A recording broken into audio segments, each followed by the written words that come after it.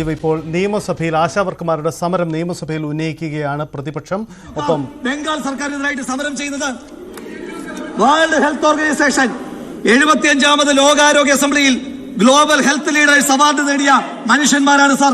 കഴിഞ്ഞ 23 ദിവസക്കാലമായി മഴയും വെയിലും കൊണ്ട് സമരമിരിക്കുന്നത്.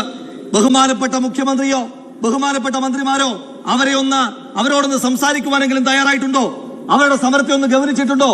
അവരുടെ സമരത്തെ ഗൗനിച്ചില്ല എന്ന് മാത്രമല്ല സാർ, ആ സാധു മനുഷ്യർ മഴ കൊള്ളാതിരിക്കുവാൻ വേണ്ടി കെട്ടിയ ടാർപോളിൻ മിസ്റ്റർ ചീഫ് മിനിസ്റ്റർ അദ്ദേഹത്തിന്റെ പോലീസ് വലിച്ചു കളഞ്ഞില്ലേ സാർ? അതെന്തൊരു നീതിയാണ് സാർ? ഈ ആരോഗ്യവകുപ്പ് മന്ത്രി ഇത്രയും വിശദീകരണങ്ങൾ ആ ആശാവർക്കർമാരോട് നടത്തിയോ സാർ? ആ ആശാവർക്കർമാർക്ക് കൊടുത്ത ഡേറ്റയുടെ അടിസ്ഥാനത്തിലല്ലേ സാർ ഈ ആരോഗ്യവകുപ്പ് മന്ത്രി ഇടയ്ക്കിടയ്ക്ക് സഭയിൽ വന്ന കേരളം നമ്പർ 1 എന്ന ഈമ്പ് കൊള്ളുന്നത്? ഈ ആരോഗ്യവകുപ്പ് മന്ത്രി അവർ വനിതാ ശിശുക്ഷേമ വകുപ്പ് മന്ത്രി കൂടിയല്ലേ?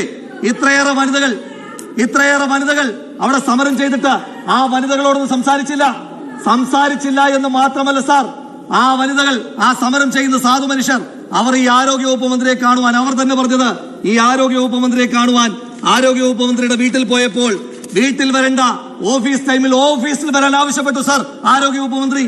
ഞാൻ ചോദിച്ചോട്ടെ സാർ, ഈ ആരോഗ്യവകുപ്പ് മന്ത്രിയും ഞാനും അങ്ങും ഈ സഭയിൽ ഇരിക്കുന്ന എല്ലാവരും വീടാന്തരം കയറി വോട്ട് ചോദിച്ചവരല്ലേ സാർ? നമ്മൾ വോട്ട് ചോദിക്കുവാൻ പോകുമ്പോ ഓഫീസ് ടൈമിലാണോ സാർ വോട്ട് ചോദിക്കുവാൻ പോകുന്നത്? വോട്ട് ചോദിക്കാൻ പോകുമ്പോ കൊച്ചുവെളുപ്പാങ്കാലത്ത് പോകാം, പാതിരാത്രിയിൽ പോകാം. പക്ഷെ വോട്ട് കിട്ടി ജയിച്ചതിന് ശേഷം ആ സാധു മനുഷ്യർക്ക് ഒരാവശ്യം വന്നാൽ ആ ആവശ്യം നടപ്പിലാക്കണമെങ്കിൽ ഓഫീസ് ടൈമിൽ വരണമെന്ന് പറഞ്ഞാൽ ബഹുമാനപ്പെട്ട ആരോഗ്യവകുപ്പ് മന്ത്രി അങ്ങേക്ക് ആ ഓഫീസ് അധികം നാൾ ഉണ്ടാകില്ല എന്ന് ഒന്ന് ഓർക്കുന്നത് നന്നായിരിക്കും. ബഹുമാനപ്പെട്ട മുഖ്യമന്ത്രിയുടെ ഓഫീസിന്റെ പടിക്കൽ ഇങ്ങനെ ഒരു സമരം നടന്നിട്ട് മുഖ്യമന്ത്രി അവരെ ഒന്ന് തിരിഞ്ഞു നോക്കിയോ? എന്തുകൊണ്ടാണ് ഒരു ജനകീയ സമരത്തെയും അഡ്രസ് ചെയ്യില്ല എന്ന ഫോൾസ് ഈഗോയുമായി കേരളത്തിന്റെ മുഖ്യമന്ത്രി ഇരിക്കുന്നത്? മുഖ്യമന്ത്രി അവരെ കണ്ടില്ലെങ്കിലും അവരുടെ മുന്നിൽ കൂടി കേരള ഗ്ലോബൽ സമ്മിറ്റിൽ പങ്കെടുക്കുവാൻ പോയി. സന്തോഷം, നിക്ഷേപകരെ കാണൂ.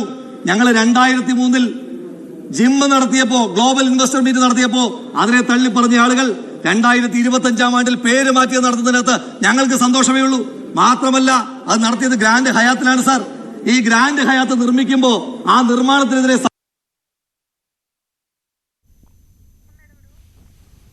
നിയമസഭയിൽ ഇപ്പോൾ ആശാവർക്കർമാരുടെ സമരം പ്രതിപക്ഷം ഉന്നയിക്കുകയാണ്.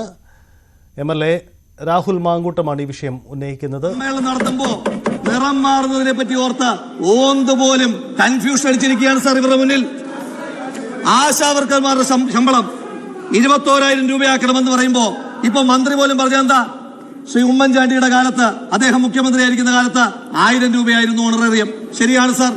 ഈ പദ്ധതിയുടെ പ്രാരംഭകാലത്ത് VS അച്യുതാനന്ദന്റെ ഗവൺമെന്റ് കാലത്ത് 300 രൂപയായിരുന്നത് ശ്രീ ഉമ്മൻചാണ്ടി സാറിന്റെ കാലത്ത് 1000 രൂപയാക്കി. അന്ന് 1000 രൂപയാക്കുമ്പോ ആശാവർക്കർമാരുടെ പ്രവൃത്തി സമയം എത്രയാ സാർ? ആശാവർക്കർമാരുടെ പ്രവൃത്തി സമയം വെറും 3 മണിക്കൂർ മാത്രമാണ്. മാത്രമല്ല ആ 3 മണിക്കൂറിന് ശേഷം അവർക്ക് എന്ത് ജോലിക്ക് വേണമെങ്കിലും പോകാം, മറ്റു വരുമാനങ്ങൾ നേടാം. എന്നാൽ ഇന്നതാണോ സാർ അവസ്ഥ? 9 തൊട്ട് 5 വരെയാണ് അവരുടെ പ്രവൃത്തി സമയം. അല്ല സാർ, അത് കഴിഞ്ഞും വീട്ടിൽ വന്നതിന് ശേഷവും